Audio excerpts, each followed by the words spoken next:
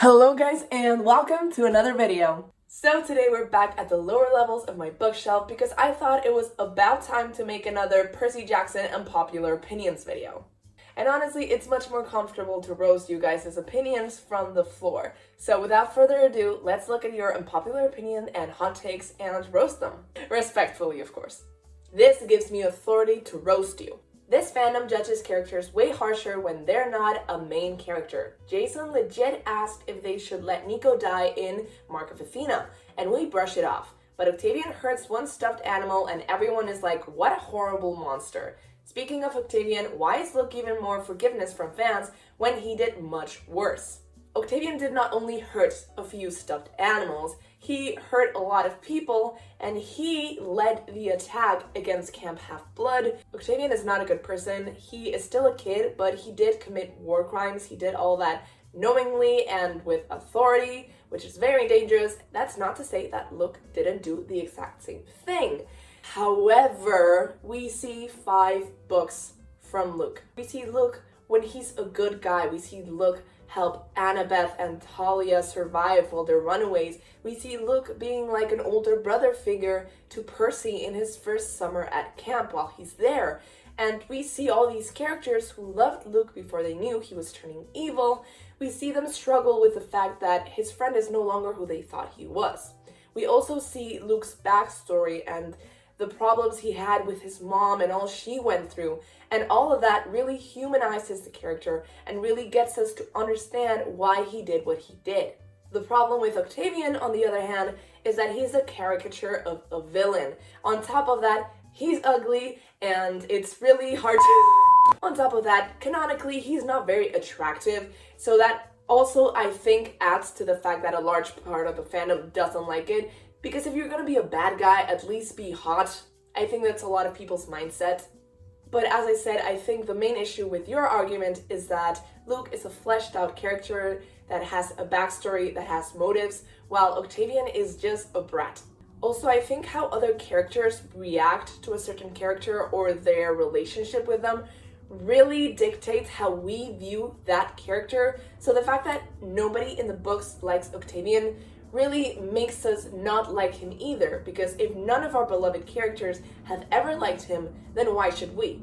People act like Perachel is the greatest sin to grace this earth, even more than actual problematic ships. I get it, Percabeth forever, but please stop acting like Rachel is a horrible character for her involvement. I would agree, I haven't seen Perachel hate since 2013, but I get that with new people coming into the fandom, this would be brought up again and the ship wars would be revived. My problem with Perachel is not that Annabeth isn't part of the ship, it's that Rachel is. Let me explain because that sounds stupid and obvious. No, I don't like Rachel as her own character because she seems the kind of very extroverted social butterfly person that feels like it's okay for them to insert themselves into any kind of situation and any kind of already like established friendship group. And as a very, very introverted person, that just irks me. I'm like, stay in your lane, Rachel. Just calm down. Take it easy. Why are you so like forward? She's a bit annoying to me. That's just my personal preference in people's personalities. She's a good person. She's done good things. She's just a bit like a character who is not special, trying to insert herself in the story and see herself as something special. Have you seen Zombies 3? That, Disney Channel movie with the main girl character just like, oh, am I a zombie? Oh, am I a werewolf? Oh, am I an alien? Just to feel different and to feel validated in her, like, complaining all the time. In conclusion, I do not hate Perachel, I just don't ship it. I don't think it would have been a bad ship if Rick had decided to go on with this character dynamic.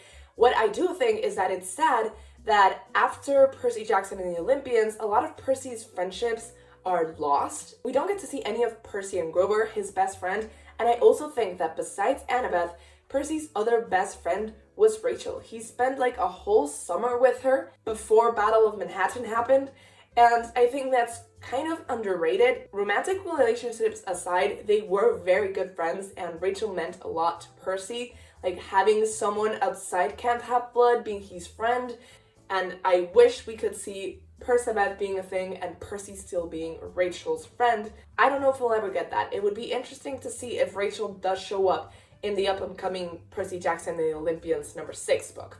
I never thought I would hear myself say this, but I kind of hope she does, and I hope we could see her friendship with Percy and with Annabeth, because we kind of see Rachel and Annabeth in The Lost Hero, but not a lot.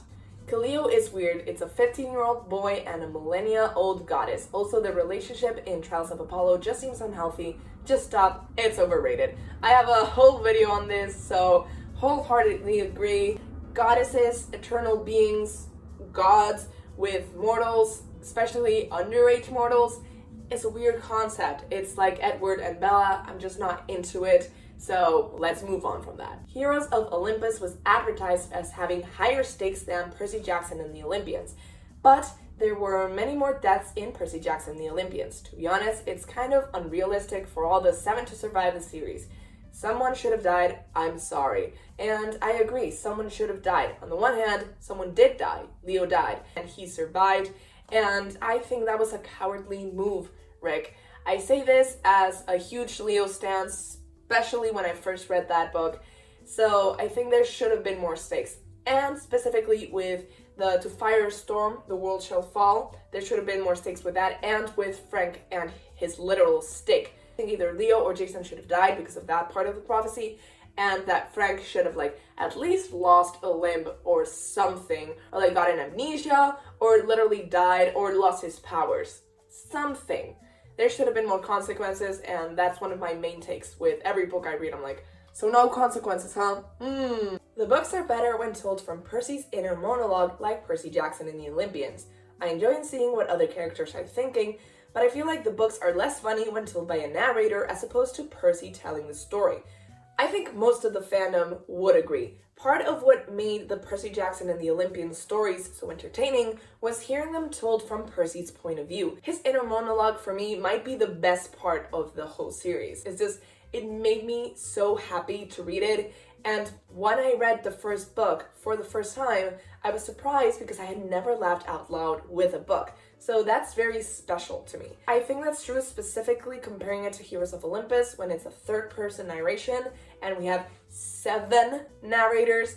I think it's very true. It kind of loses the essence. I think Rick decided to go back on that once he started Trials of Apollo and Magnus Chase. I know a lot of people enjoy third person a lot, and I'm a fan from time to time, but just being there first person with the character, it shifts things and it makes them more personal. And for a character-centric story, especially if you have 7 protagonists, I think that's very important. I watched the Percy Jackson movies before I even knew they were books. I have since then read the books, turning the movies from an awesome story to the bane of my existence. That is literally what happened to me. I watched the movie when it came out in theaters, and I loved it. I went back home and I was like, wow, I'm a waterbender like Percy. He's so cool. Logan Lerman is so cute.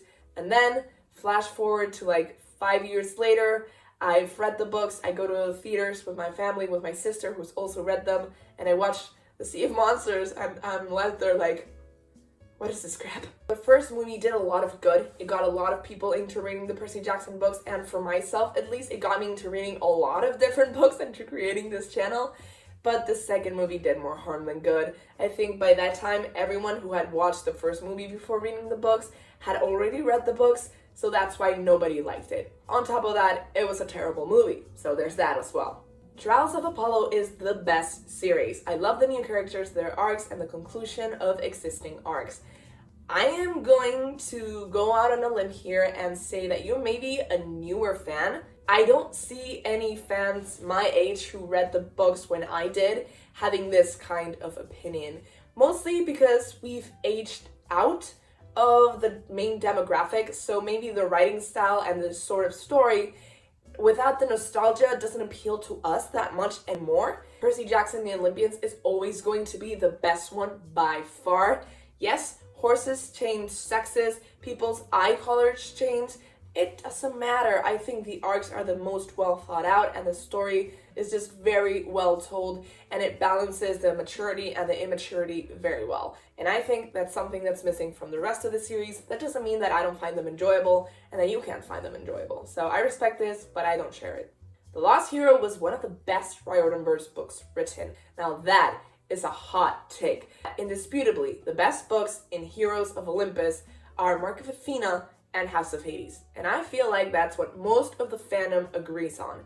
People love Son of Neptune because Percy's in it, but I also feel like objectively it's one of the most meh out of the series. Lost Hero, I think, did a very good job at establishing this new universe, this new gods and canonically existing beings, while also keeping the suspense as to what is happening, what is Camp Jupiter, where did Jason come from? Obviously, the worst out of the 5 books is Blood of Olympus. That's not a hot take. That's old news. Everybody agrees. That's the problem. It's Blood of Olympus. Now, from saying that to saying that The Lost Hero is one of the best books ever written by Rick Riordan, it's a bit of a stretch. The best books that he has written are the 5 Percy Jackson and the Olympians books. I am not biased. I am, but I'm not.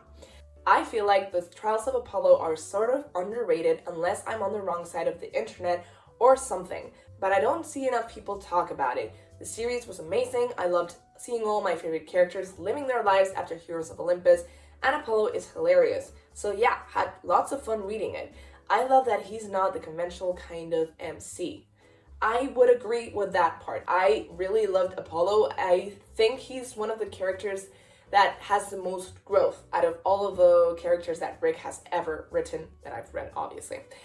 Apollo, who he is at the start of the series and who he is at the end of it, are completely different characters. I also love that he had time to grow. It didn't just happen in a day. It didn't even just happen in a month. I think it was a couple of months, right? I don't know, maybe we're in different sides of the internet, but I think it's rated just well enough. Percy Jackson feels more mature tone-wise than Trials of Apollo. I would agree. I think this applies to a lot of his series. I'm thinking even maybe Heroes of Olympus, that one is YA, but we don't really see anything that YA except the fact that everyone is dating and always thinking about their romantic relationships. I think that Percy Jackson and the Olympians is very mature tone-wise, so I would agree with you. This is a good comparison, I think. Percy Jackson and the Olympians is MCU, maybe phases 1 and 2. And I think that anything after that, specifically Heroes of Olympus, is phase 5. There, I said it. Percy doesn't have the power feats at age 12, 13 that Hazel and Nico have. This is something that I really disagree with. Have you read the first book? Percy fights so many monsters, and while it's kind of realistic because he loses to some, like the Manticore. No, it's not that one, it's the other one, the lady with the chihuahua in the musical. So while he loses sometimes, he battles some really epic monsters, including, but not limited to, 2 literal gods. He fights Hades, he escapes, and he also fights Ares in a one-on-one combat style with swords, and kind of wins. He slashes him through the ankle and gets the god of war to yield. And I think that's pretty impressive, especially for a 12 to 13-year-old who has only been at Camp Half-Blood for a couple of weeks. He also goes and battles Medusa. He does a lot of cool feats. Have you read the first book? He battles the Furies. He battles a lot of stuff. Yes, he has friends to help him along the way, but most of him, it's him, just him. He also battles the Mind Shore just like that without any training whatsoever, wins. So I think he's pretty impressive. That's not to say that Hazel is not impressive by age 13, because she goes against a whole ass giant and gets him to die momentarily. So I think that's quite impressive. So I think Hazel and Percy at that age are both very comparable to each other feat-wise. On the other hand, 13-year-old Nico, I feel like that's before Battle of Manhattan, so we really haven't seen that much from him. He hasn't been tested as much, so no, time-wise, I don't think he had as many feats as Percy did at that age. But I do think Nico is very cool and very powerful, just not If we compare them at that age, I don't think so. Post Battle of Manhattan, maybe. But has he gone against a god one-on-one and gotten them to yield? I don't think so. And he's also not killed a whole ass giant, so.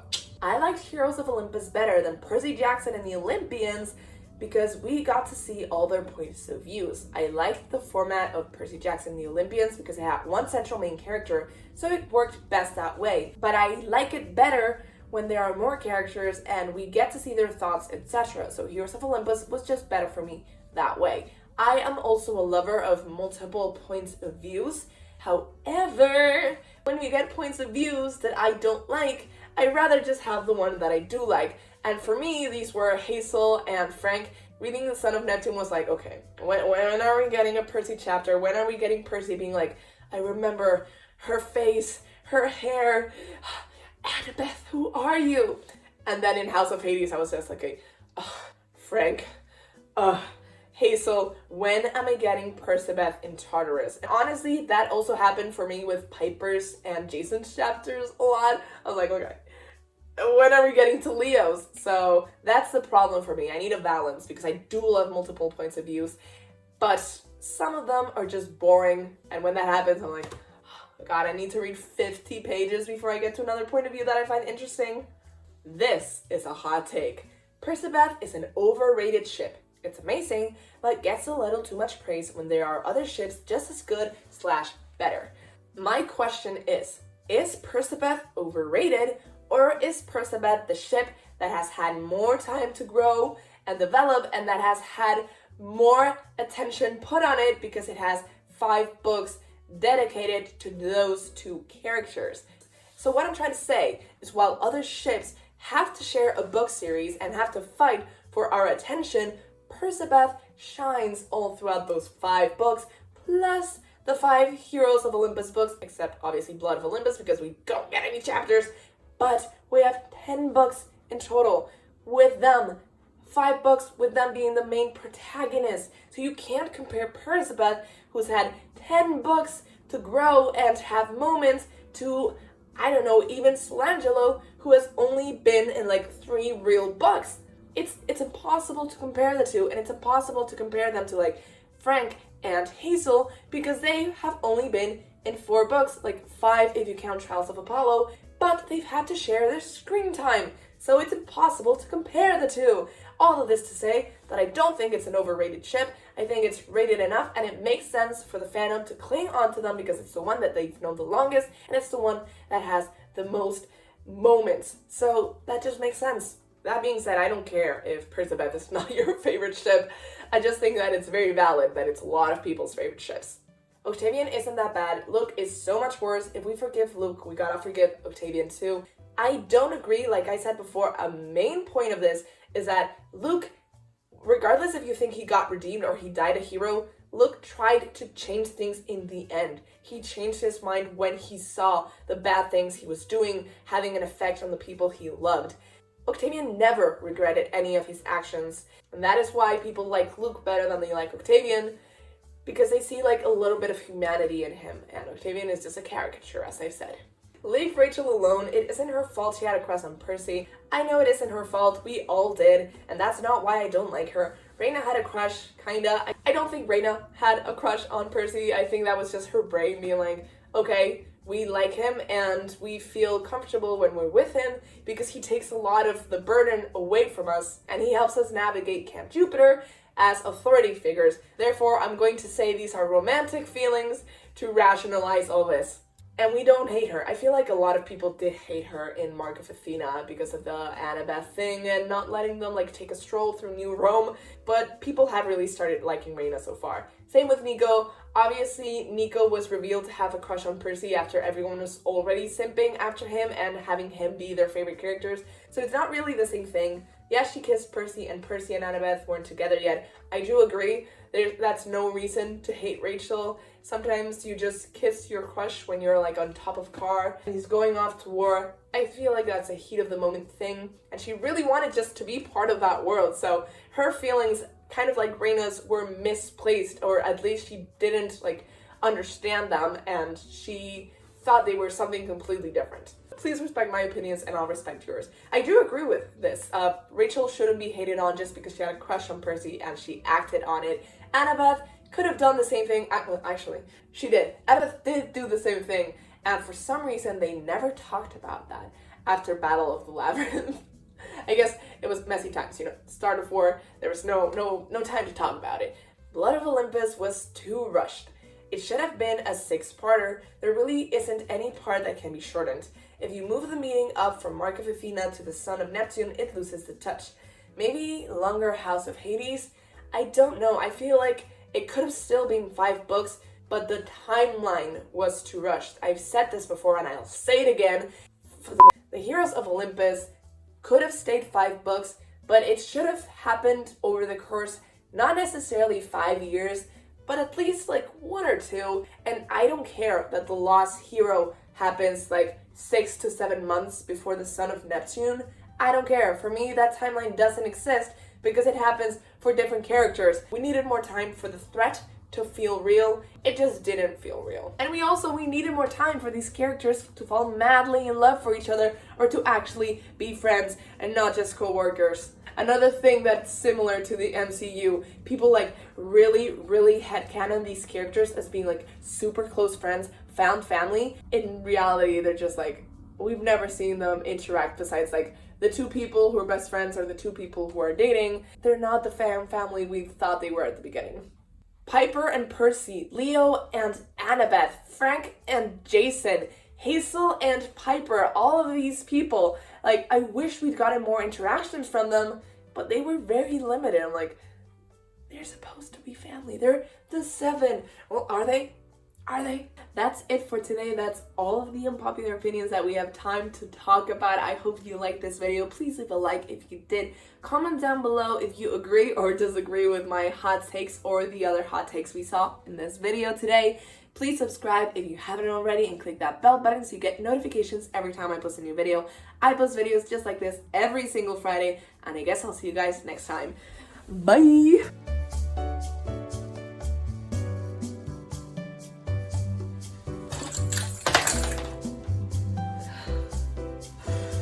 I'm an idiot.